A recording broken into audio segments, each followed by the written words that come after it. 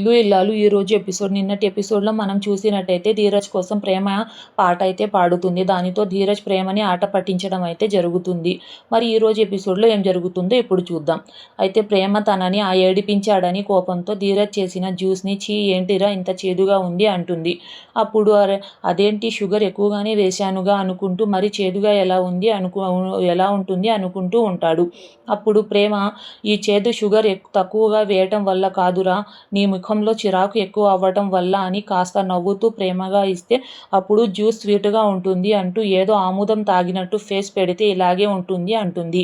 దానితో ధీరజ్ ఏ ఎక్స్ట్రాలు చేయకుండా తాగు అని అంటాడు. అప్పుడే ఏంటిరా తాగేది, నా నోరు మొత్తం చేదు అయిపోయింది, నాకు కాఫీ కావాలి అంటుంది. దానితో ధీరజ్ ఏంటి అంటాడు.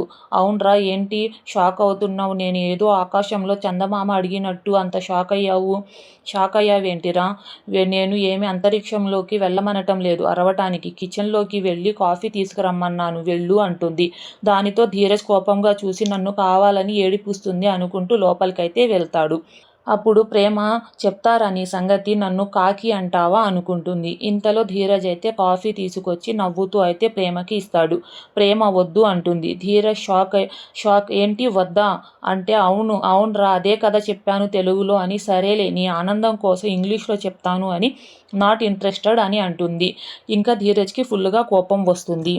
దానితో ధీరజ్ పిచ్చి పిచ్చిగా ఉందా, జ్యూస్ చేసి ఇస్తే చేదుగా ఉంది అన్నావు, కాఫీ కావాలి అని ఆర్డర్ వేశావు, పోనీలే అని తీసుకొస్తే వద్దు అని అంటున్నావు, ఆటలాడుతున్నావా అంటాడు. దానితో ప్రేమ ఆట కాదు బంగారం, నువ్వు కాఫీ తీసుకొని వచ్చేసరికి నాకు నిద్ర టైం అయిపోయింది, నువ్వు లేట్ చేసి నన్ను అంటావేంటి అని గట్టిగా అరుస్తూ ధీరజ్ మీదకైతే వస్తుంది. అప్పుడు పాపం ధీరజ్ రాక్షసి అనుకుంటూ శాడిజానికి చూడిదారు వేసినట్టు ఉన్నావు కదే అంటే, సరేలే శాడిజానికి చీర కట్టినట్టు కూడా ఉంటాలే కానీ నేను నిద్రపోవాలి అని ధీరజ్ని నన్ను ఎత్తుకొని తీసుకెళ్ళమని ప్రేమ అంటుంది. అప్పుడు ధీరజ్ కోపంగా ఒళ్ళెలా ఉందే నీకు అంటాడు. ప్రేమ నడవలేని పరిస్థితిలో ఉన్నాను కదా రాజా, అందుకే కదా నిన్ను ఎత్తుకొని వెళ్ళమని అడుగుతున్నాను, రా ఎత్తుకో అంటుంది. అప్పుడు ధీరజ్ కోపంగా పిచ్చి పిచ్చి వేషాలు వేస్తే ఒక్కటి ఇస్తాను అని ప్రేమ మీదైతే చెయ్యెత్తుతాడు. అప్పుడే చందు అటుగా వచ్చి ధీరజ్ని బుద్ధుందా నీకు, భార్య మీద చేయెత్తుతావేంటి అని అంటాడు. అప్పుడు ధీరజ్ అన్నయ్య ఇది నన్ను అంతలా ఇరిటేట్ చేస్తుంది అన్నయ్య, జ్యూస్ అంటుంది. మళ్ళీ వెంటనే వద్దు కాఫీ కావాలి అంటుంది. సరేలే అని తీసుకొని వస్తే నాకు వద్దు, నాకు నిద్ర వస్తుంది, నన్ను ఎత్తుకొని తీసుకువెళ్ళు అంటుంది అని నాతో ఆటలు ఆడుతుంది అని మళ్ళీ చందు ముందైతే చెయ్యెత్తుతాడు. నా పాలిటి రాక్షసిలా తయారయ్యింది అంటే అప్పుడు చందు అరే తను నడవలేని పరిస్థితిలో ఉంది కదా, అందుకే నిన్ను ఎత్తుకొని వెళ్ళమని అడిగింది, అందులో తప్పేముంది అని అంటే ప్రేమ కూడా అని తల ఊపుతుంది. చందు ఆ మాత్రం దానికే చేయెత్తుతావేంటిరా బుద్ధి లేకుండా అని అంటాడు. అప్పుడు ధీరజ్ అన్నయ్య నిన్ను కాపాడిందన్న ఒకే ఒక్క రీజన్తో దీనికి సేవలు చేస్తున్నాను అంతే తప్ప అమూల్య విషయంలో ఇది చేసిన ద్రోహానికి దీన్ని ఈ జన్మలో క్షమించను అని అంటాడు. అప్పుడే అమూల్య కాలేజీ నుండి ఇంటికి వస్తుంది. ధీరజ్ కోపంగా అయితే ప్రేమని ఇది ముక్కు ముఖం తెలియనిదే తప్ప దీనికి నా మనసులో భార్యాస్థానం లేదు, ఎప్పటికీ ఉండదు అని మామూలుగా అయితే ఇది చేసిన నమ్మక ద్రోహానికి దీన్ని నా జీవితంలో నుంచి మన ఇంటి నుండి తరిమేయాలి అని అంటూ ఉండగానే చందు అయితే వచ్చి అరే నోరు మొయ్యరా అని ధీరజ్పై చెయ్యెత్తుతాడు. అప్పుడు ధీరజ్ అన్నయ్య అంటాడు. చందు లేకపోతే ఏంటిరా, నీ భార్య గురించి ఇంకొక మాట తప్పుగా మాట్లాడావు అంటే చంపేస్తాను అని అంటాడు. అప్పుడు ధీరజ్ చందు కోపం చూసి కంగారుగా అన్నయ్య నేను మాట్లాడిన దాంట్లో తప్పేముందన్నయ్య అంటాడు. నేను మాట్లాడిన ప్రతి మాట నిజమే కదా అంటాడు. అప్పుడు చందు కోపంగా ఏంటిరా నిజం, నీకు ఏం తెలుసని మాట్లాడుతున్నావు, అమూల్య జీవితం నాశనం చేయడానికి విశ్వగాడితో చేతులు కలిపింది ప్రేమ అని నీకు ఎవరు చెప్పారు, అమూల్య చెప్పిందా, నర్మద చెప్పిందా, పోనీ ప్రేమ విశ్వగాడికి నా రాయభారాలు పంపడం నువ్వు చూసావా అంటాడు. దానికి ధీరజ్ లేదు అని తల అయితే ఊపుతాడు. మరి ఏ విధంగా ప్రేమ అమూల్య జీవితాన్ని నాశనం చేసింది అని తన మీద నిందలు వేస్తున్నావు అని అంటాడు. చెప్పరా, ఏ ఆధారంతో నువ్వు తనని నమ్మక ద్రోహం చేసింది అని ద్వేషించి బాధ పెడుతున్నావు చెప్పరా అని అడుగుతాడు. ఇంతలో ప్రేమ వచ్చి బావా ఇక ఈ విషయాన్ని వదిలేయండి అంటుంది. అప్పుడు చందు ఏంటమ్మా వదిలేసేది, ఏ పాపం తెలియని నీ మీద వీడు నిందలు వేస్తుంటే అమాయకురాలైన నువ్వు వీడి కోపానికి బలయ్యి కంటతడి పెడుతుంటే ఎలా మాట్లాడకుండా ఉండగలను, ఎలా వదిలేయగలను అని ప్రేమతో అంటూ ఉంటే మధ్యలో ధీరజ్ అన్నయ్య నువ్వు నిజంగా పిచ్చోడివి, అందుకే దాన్ని అమాయకురాలని ఏ పాపం తెలియదని మాట్లాడుతున్నావు. ఆ విశ్వగాడిని అమూల్యని ప్రేమించమని చెప్పింది అమూల్యకి విశ్వగాడికి మధ్య రాయబారం చేసింది అంతా అదే అంటాడు. అప్పుడు చందు కోపంగా అరే విశ్వగాడిని ప్రేమించమని చెప్పింది ప్రేమ కాదురా వల్లి అని అరుస్తాడు. అప్పుడు ధీరజ్ షాక్ అవుతాడు. షాక్ అయి అన్నయ్య అని అంటాడు. అప్పటికే అక్కడ ఉన్న నర్మద బావా మీరు కూడా ఏంటి ఈ విషయాలన్నీ ఎందుకు మాట్లాడుతున్నారు, ఫస్ట్ మీరు లోపలికి వెళ్ళండి అని అంటుంది. అప్పుడు చందు ఇప్పుడు కూడా నేను మాట్లాడకపోతే వీళ్ళ కాపురం కూలిపోతుంది. నా భార్య చేసిన తప్పుకి ప్రేమ జీవితం అన్యాయంగా బలి అయిపోతుంది. నోరు మూసుకొని ఉండి వీళ్ళ కాపురం కూలిపోవటానికి కారణం అవ్వాలా అని వీళ్ళు విడిపోతుంటే చూస్తూ ఉండాలా చెప్పు నర్మద అని బాధపడుతుంటాడు. దానితో ధీరజ్ అన్నయ్య ఏంటి నువ్వు మాట్లాడేది, నాకు అర్థం కావటం లేదు. ఆ విశ్వగాడిని ప్రేమించమని చెప్పింది వల్లి వదినా అని అడుగుతాడు. అప్పుడు చందు అప్పటికే అక్కడున్న అమూల్యని పిలిచి జరుగుతుంది అంతా చూస్తున్నావు కదా, నోరు మూసుకుని ఉంటావేంటి, ఏం జరిగిందో చెప్పి వాడికి నిజమేంటో తెలిసేలా చెయ్యి అని అంటాడు. అప్పుడు అమూల్య అవునన్నయ్య, పెద్దన్నయ్య చెప్పింది నిజం, నన్ను విశ్వగాడిని ప్రేమించమని పదే పదే పోరు పెట్టి చంపింది వల్లి వదినే అని అమూల్య విశ్వ ప్రేమ విషయంలో వల్లి చేసిందంతా ధీరజ్కి అయితే చెప్తుంది.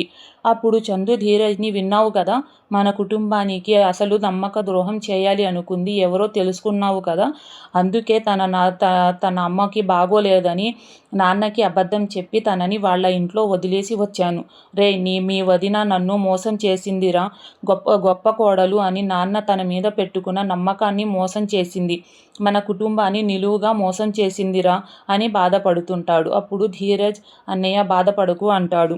చందు ధీరజ్ని అరే తన తప్పు లేకపోయినా నువ్వు ఎన్ని మాటలు అన్నా తనను పడింది, నువ్వు తనను అసహించుకున్నా తను సహించింది, ఇదంతా కేవలం వల్లి గురించి నాన్నకు తెలియకూడదని, నా కాపురం కూలిపోకూడదని, మన ఇంటి పరువు రోడ్డున పడకూడదని నీ భార్య ఇదంతా చేసింది. నిజంగా నీ భార్య దేవతరా, నా భార్యని నేను గుడ్డిగా నమ్మి మోసపోయాను, కానీ నీ భార్య మంచితనాన్ని అర్థం చేసుకోలేక ఇంకా తనని దూరం చేసుకోకు అని అక్కడి నుండి అయితే చందు వెళ్ళిపోతాడు. నిజం తెలుసుకున్న ధీరజ్ ప్రేమ దగ్గరికి వెళ్ళి ఏమీ మాట్లాడలేక వెళ్ళిపోతాడు. ఇటు సాగర్కి అయితే ఫస్ట్ శాలరీ అయితే వస్తుంది. దానితో సాగర్ ఇంట్లో అందరికీ బట్టలు కొంటాడు. ఇంతలో సాగర్ ఫ్రెండ్ వచ్చి ఏంటి సాగర్ చాలా హ్యాపీగా ఉన్నావు అంటే అవునరా, నా ఫస్ట్ శాలరీతో నా ఆనందాన్ని మా ఇంట్లో అందరితో పంచుకోవాలి అని అందరికీ బట్టలు కొన్నాను అని అంటూ ఇంతకాలం నేను రైస్ మిల్లులో పనిచేసిన రూపాయి ఖర్చు చేయాలి అన్న మా నాన్న దగ్గర చేయి చాపాల్సి వచ్చేది, ఇప్పుడు అలా కాదు, నా సంపాదన నా ఖర్చు నా ఇష్టం అని అంటాడు. అప్పుడు సాగర్ ఫ్రెండ్ ఓకే ఎంజాయ్ అని వెళ్ళిపోతాడు. ఇటు వల్లి భాగ్యం సేటుకి చెప్పిన నిజంతో సేటు కంగారు పడి రామరాజుకి మొత్తం నిజమైతే చెప్తాడు. అప్పుడు రామరాజు సేటును కోపంగా అది కాదు సేట్, వాడిని నమ్మి 20 లక్షలు ఎలా ఇస్తారు మీరు అని అంటాడు. అప్పుడు సేటు రామరాజు గారి అబ్బాయి అంటే వెనకాల రామరాజు గారు ఉన్నారనే కదా నేను డబ్బులు ఇచ్చాను, పైగా మీ కొడుకు ఆ నగలతో పాటు మీ కోడలిని కూడా తీసుకొని వచ్చాడు, ఆ అమ్మాయి కూడా మన ప్రసాదరావు గారి అమ్మాయే, ఇంకా నేను ఇవ్వకుండా ఎలా ఉంటాను, నేనే మీ ఇంటికి వద్దాం అనుకున్నా, బాగోదు అని ముందు మీకు ఒక మాట చెప్పాలి అని ఆగాను, పైగా మీ సాగర్ ఆ డబ్బులతో ఏదో ఉద్యోగం కొన్నాడు అని తెలిసింది. అప్పుడు రామరాజు అన్నీ తెలిసి మరి మీకు డబ్బులు వాడినే అడగాలని తెలియదా అని అంటాడు. అప్పుడు అలా అనకండి రామరాజు గారు, మీ అబ్బాయి ఈ నెల వడ్డీ కూడా కట్టలేదు అని అంటాడు. దానితో రామరాజు కోపంగా వడ్డీ ఎంత అని అడుగుతాడు. అప్పుడు సేటు 60,000 అని అంటాడు. రామరాజు షాక్ అవుతాడు. సేటు రామరాజు గారు మీ అబ్బాయిని మందలించి అయినా సరే నా డబ్బులు కట్టించండి, లేకపోతే నేను మీ ఇంటికి రావాల్సి వస్తుంది, మీ గౌరవం నా గౌరవం పోకుండా ప్లీజ్ అని ప్రాధేయపడతాడు. అటు వల్లి చందుకు అయితే ఫోన్ చేస్తుంది, కానీ చందు ఫోన్ తీయడు. కట్ చేస్తుంటే మళ్ళీ చేస్తుంది. అయినా ఫోన్ తీయకపోతే వల్లి నా బాధని బావకి చెప్పి క్షమించమని ఎట్లా అడగాలి, నన్ను ఇక్కడి నుండి తీసుకొని వెళ్ళమని ఎట్లా చెప్పాలి అని మనసులో బాధపడుతుంది. ఏం చెయ్యాలి అని ఆలోచిస్తూ బావా నువ్వు ఫోన్ కట్ చేస్తే నా మనసు కట్ అవుతుంది బావా, నన్ను క్షమించు, బావా ఇంకా ఎప్పుడు ఇలా చేయను అని వాయిస్ మెసేజ్ అయితే పెడుతుంది. అయినా సరే చందు రిప్లై ఇవ్వకుండా ఫోన్ స్విచ్ ఆఫ్ చేసేసరికి వల్లి బాధగా బావ నన్ను ఈ జన్మలో క్షమించేలా లేడు అని నా కాపురం కూలిపోయినట్టేరా దేవుడా అని ఏడుస్తుంది. ఇంతలో భాగ్యం వచ్చి ఫోన్ చేయగానే తీసేసి అర్థం చేసుకొని అత్తారింటికి తీసుకెళ్ళినట్లయితే మనం ఇన్ని పాటలు పడి ఇన్ని ఫీట్లు చేస్తామా, ఆ విషయం అమ్మడికి తెలియటం లేదు అని ఇడ్లీ బాబాయ్కి అయితే చెప్తుంది. దానితో ఇడ్లీ బాబాయ్ ఆమెని అవునండి భార్యగారండి, ఈ విషయంలో అమ్మడికి తమరి పోలికలేనండి అని అంటాడు. అప్పుడు భాగ్యం కోపంగా కుండ ఎల్లి బండకి తగిలినా, బండ ఎల్లి కుండకి తగిలినా పగిలేది కుండే, వెధవ ఎటకారం చేశావనుకో గుండు మీద కుంకుడుకాయలెట్టి రాయితో దంచేస్తా ఏమనుకుంటున్నావో అని అంటుంది. అప్పుడు ఇడ్లీ బాబాయ్ అది సరేలే గాని ఆవిడగారండి, మనం జ్యువెలరీ షాపు వాడి దగ్గర మనం ఎట్టిన మంట బీభత్సంగా అంటుకుంటుంది, ఆ ఇల్లు గొడవలతో తగలడిపోద్ది, బటర్ఫ్లై ఎఫెక్ట్ అది ఇది అన్నారు కదా, మరి ఈ పాటికి ఆ మంట మొదలైపోయి ఉంటుందంటారా? మొదలవుద్ది. ఆ మంటల్లో మన నర్మద కాపురం ఫుల్లుగా తగలడిపోద్ది. Just wait and see. ఆనందంతో మనం చలిమంట కాసుకుందాం అని భాగ్యం అయితే అంటుంది. ఇటు ధీరజ్ ప్రేమ విషయం గురించి నిజం తెలుసుకొని తనని బాధ పెట్టినందుకు అయితే బాధపడుతూ ఉంటాడు.